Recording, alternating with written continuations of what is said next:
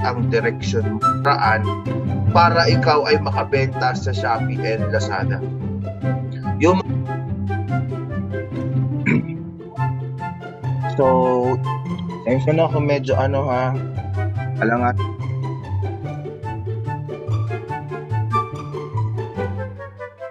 Kasi madaling i-set up yung yung Lisa chat.